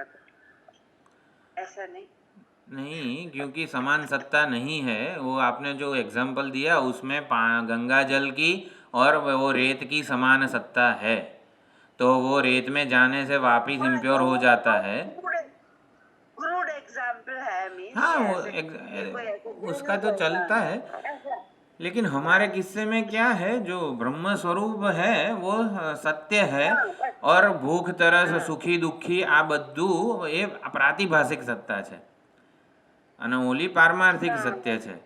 એટલે પાછું ઇમ્પ્યોર થઈ જઈએ છીએ વગેરે વગેરે, એ પણ એક ભ્રમ જ છે. એટલે આપણે ઉપાધિને લીધે જે કંઈ પણ વિશેષતા વગેરે આપણામાં માનીએ છીએ એ હકીકતમાં મારામાં નથી ને માત્ર પ્રતીતિ રૂપ છે. એ રીતે એનાથી ઓબ્જેક્ટિવ, એટલે એ વ્યવહાર આપણા માટે જ્ઞાનથી ઓબ્જેક્ટિવ બની જાય છે. સમગ્ર વ્યવહાર, ઉપાધિનો સમગ્ર વ્યવહાર મારા માટે ઓબ્જેક્ટિવ બને. એટલે સામાન્ય સંતપણું અને શૈતાનપણું બંનેમાં ભેદ તો છે ને. એક સજ્જન છે અને એક આતંકવાદી છે, બંનેમાં ભેદ છે. આપણને લાગે જ વ્યવહાર કાળે સંતપણું અને શૈતાનપણું બંને સરખા જ આત્મ સ્વરૂપમાં કલ્પિત છે. એટલે આ હદે વ્યવહાર ઓબ્જેક્ટિવ બને છે જ્ઞાનથી, કે તમને સજ્જન મહાત્મા માટે અને આતંકવાદી માટે પણ સમાન વૃત્તિ હોય. જો વ્યવહાર નથી કહેતો હું, સમાન આદર હોય, પ્રેમ હોય આત્મ સ્વરૂપે. એટલે જ્ઞાન એ કોઈક વ્યાવહારિક વસ્તુ, મોક્ષ વગેરે કોઈ વ્યાવહારિક વસ્તુ નથી. એટલે જ્ઞાન મોક્ષ થાય પછી તમારો વ્યવહાર કઈ રીતે ચેન્જ થશે વગેરે વગેરે, એવી જ રીતે સમજવામાં આવતું હોય છે કે જ્ઞાન થાય પછી કંઈક તો વ્યવહાર ચેન્જ થાય ને, જરાક બધાના માટે આમ પ્રેમ જન્મે, આ દયા જન્મે, આદર જન્મે. એ બધી વાત બરોબર છે. વળીને પાછી ક્યાં સુધી ઉપાધિના સ્તરે જ વ્યવહારને આપણે મૂલવા કરવાનો એમ. આ બધી જ વસ્તુ, ઉપાધિનું સારુંપણું અને ઉપાધિનું ખરાબપણું ઇન ધ સેન્સ કે જે પાપાચરણ વગેરે જે કંઈ હોય, અશુદ્ધિઓ, એ બંને સમાન કલ્પિત છે. દૈવી સંપત્તિ અને આસુરી સંપત્તિ બંને સમાન રીતે આત્મ સ્વરૂપમાં કલ્પિત છે. એટલે જ્ઞાનથી વ્યવહારમાં શું ચેન્જ થાય વગેરે વગેરે, વ્યવહાર ઓબ્જેક્ટિવ બને છે. જો એક ઓલા આપણા પીઠાધીશ્વર જે આવ્યા હતા શતાભિષેકમમાં, કે ગાયનેકોલોજિસ્ટ વગેરે હોય ત્યારે એ વગેરે ઓપરેશન જે કરતા હોય એના માટે એ વસ્તુ સ્પેસિમેન તરીકે, ઓબ્જેક્ટ તરીકે હોય છે. એટલે એ મહાત્માએ એમને શું, મલુક પીઠાધીશ્વર નહીં, કોણ હતું એ, રમણ રેતીવાળા મહાત્માજી, એમણે કીધું હતું કોઈક ગાયનેકોલોજિસ્ટ ડૉક્ટરને, શરણાનંદજી, ગુરુ શરણાનંદજી, એમણે કીધું કે તમે આવું ઓપરેશન, આવું ઘૃણાસ્પદ ઓપરેશન કરો છો કઈ રીતે? ત્યારે ઓલા ગાયનેકોલોજિસ્ટ એમણે કીધું કે અમારા માટે ઓબ્જેક્ટ જ હોય છે. એટલે જો વ્યવહાર છે ને આ રીતે અસંગતા કે વગેરે છે, જ્ઞાનથી અસંગ થવું અને અસંગતાની ભાવના સેવવી એ બંને અલગ વસ્તુ છે. અસંગતા, ઓબ્જેક્ટિવિટી એક મૂલ્ય હોય શરૂઆતમાં આપણા માટે અત્યારે, પણ ઓબ્જેક્ટિવિટી જ્યારે સ્વભાવ હોય ને ત્યારે એનું સ્તર જ જુદું છે.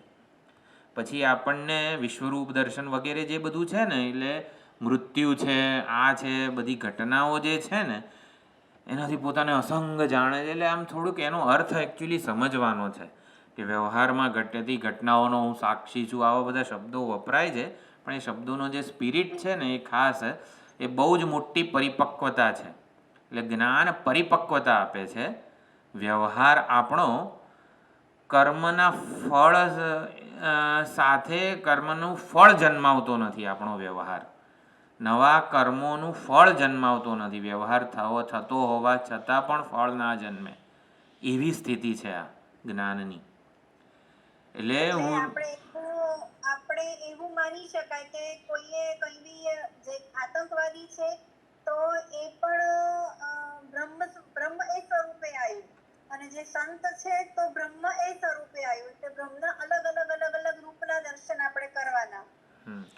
આવા દર્શન કરીને પણ આતંકવાદ, હાજી શું કહો છો?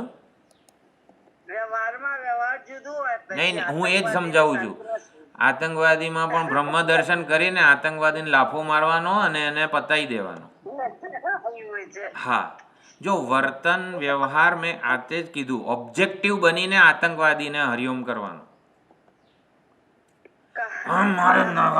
એવી રીતે આવેગાત્મક આપણું ના હોય, પરંતુ જો સમદર્શન છે, સમાન વ્યવહાર, સમદર્શી ન કીધું છે, સમવર્તી ન ગીતામાં નથી કીધું, બ્રાહ્મણે ગવી હસ્તીની વગેરે શ્લોકમાં. વ્યવહાર જે છે ને એટલી હદે વ્યવહાર, સાચો વ્યવહાર જ્ઞાનનિષ્ઠ જ કરી શકે છે. જ્ઞાનનિષ્ઠ જ ઉપાધિને, ઉપાધિના ધર્મો કર્મો અવસ્થાઓને સાચો આદર આપે છે.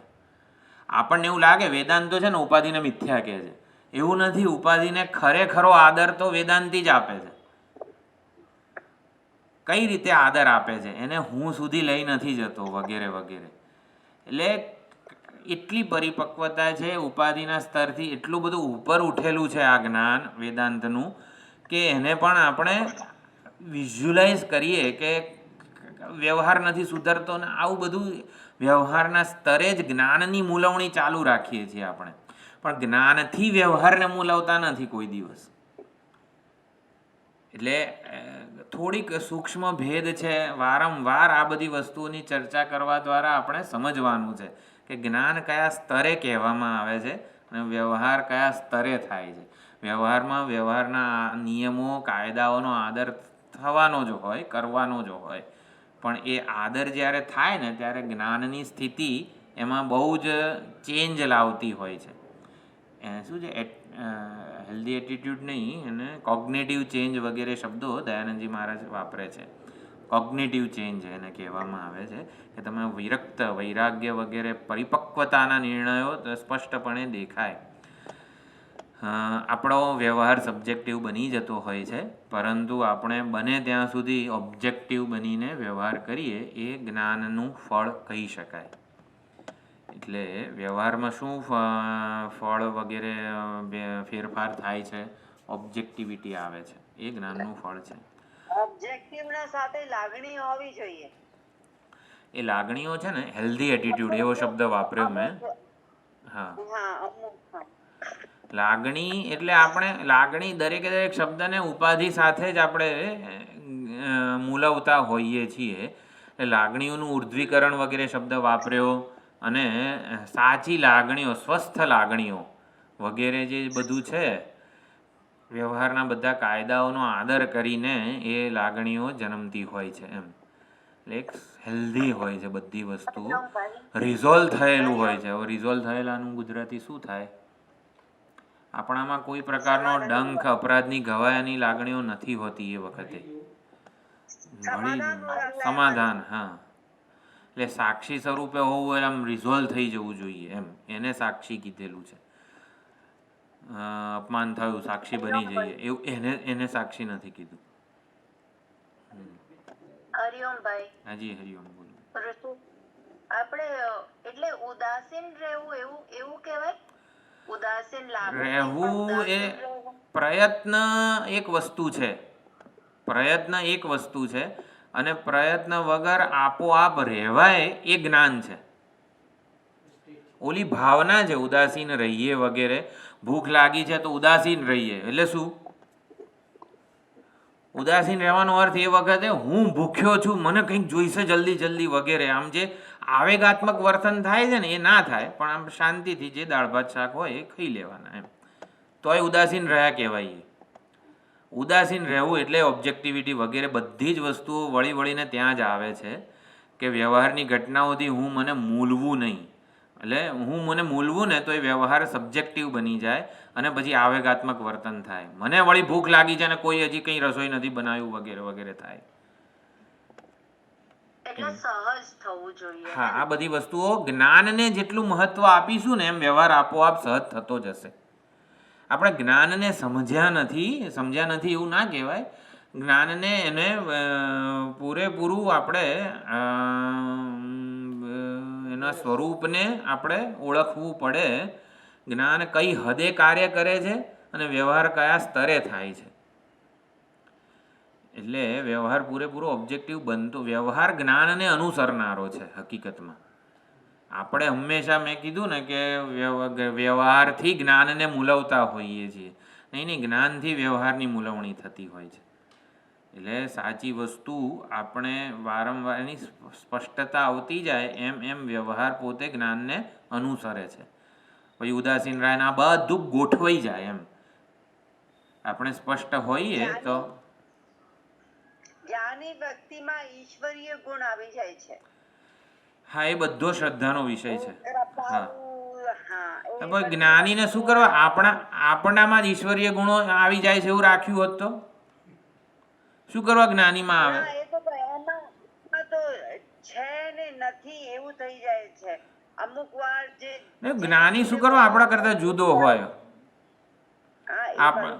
હા, આપણે ના જ્ઞાની હોઈએ એટલે હંમેશા જ્ઞાનને કેમ આપણે આપણાથી જુદું રાખીએ છીએ? એ વાત સાચી છે. હા, બોલો હું જ્ઞાની છું, બોલો. હું જ્ઞાની છું. હા, તો પછી કેવું સરસ હશે અત્યારે. જો એટલે વસ્તુ કેવી છે, ક્લેમિંગ, ઓનિંગ અને ક્લેમિંગ વસ્તુ અહીંયા બહુ જ ભાગ ભજવે છે. એ તો વખત વારે વારે તમે પેલી ક્યાં શું પ્રસંખ્યા માટે ના કહેતા હતા. હા, અહીંયા પ્રસંખ્યા કહો, હું જ્ઞાની છું. હા, ઇન ધ સેન્સ કે આપણે છે ને આ સાચી જે કહેવાય ને કે એક સમજની ખૂણામાં નથી રાખવાની. એટલે જ્ઞાનીમાં ઈશ્વરીય ગુણો આવી જાય છે એટલે ભાઈ મારામાં જ આવ્યા છે એવું માનો ને અત્યારે, એવી ભાવના કરીએ. હા, એટલે બધે જ્ઞાનને પરોક્ષ નહીં રાખવાનો, વ્યવહારને પ્રત્યક્ષ રાખીએ આપણે અને જ્ઞાનને પરોક્ષ રાખીએ એવું નહીં કરવાનું. ચાલો, સુંદર ચર્ચા થઈ. આવતી સોમવારે જોઈશું આજ લેવું છે કે પછી કંઈ શંકર ભગવાનનું જોઈશું કંઈક. ઓમ પૂર્ણમદ પૂર્ણમિદં પૂર્ણાત પૂર્ણમુદચ્યતે પૂર્ણસ્ય પૂર્ણમાદાય પૂર્ણમેવાવશિષ્યતે. ઓમ શાંતિ શાંતિ શાંતિ. હરિ ઓમ શ્રી ગુરુભ્યો નમઃ. હરિ ઓમ.